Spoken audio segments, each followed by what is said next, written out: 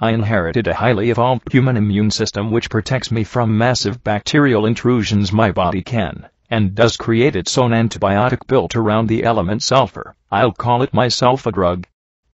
When a bacterial overgrowth takes place, I automatically create myself a drug internally, and in sufficient amounts to deal with most invading bacterial life forms. I rarely get sick. However, it can happen when my internal stores of the element sulfur are depleted, when due to a lack of the element sulfur sufficient amounts of myself a drug are not created. The bacteria continues to replicate and illness prevails. If the shortage is minimal, it can be met by eating sulfur-containing plants, i.e., garlic. However, this is always too little too late.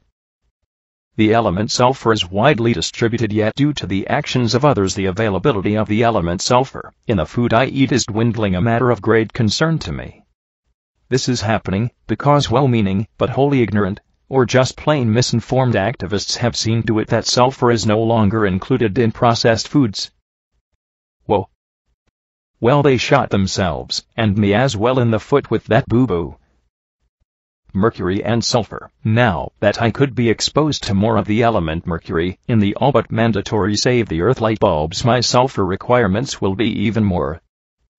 The element sulfur and the element mercury have an affinity for each other. When they combine, it facilitates elimination of mercury from my system.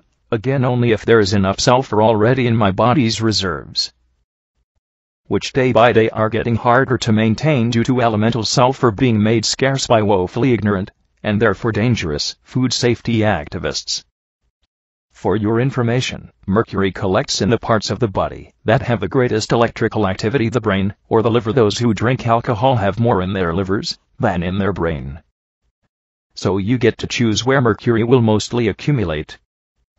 And back to the importance of sulfur. As when sulfur is also present, the mercury can be excreted more readily. How I came to be thinking of this is that I just got sick with an ear, nose, throat, bronchial infection. It has been a very long time since I was ill. It reminds me that being indestructible and being impregnable do not necessarily mean the same thing. Some pernicious bacteria got into me, most likely airborne, or from handling cash. I surmise that I was and am deficient in sulfur.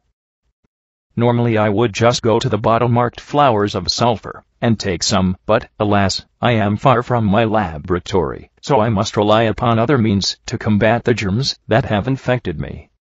For what it is worth, as far as germs in general go, Pasteur was wrong, and Beauchamp was right. Germs do not cause illness. Germs simply take advantage of those weakened by whatever, in this case, the lack of sulfur.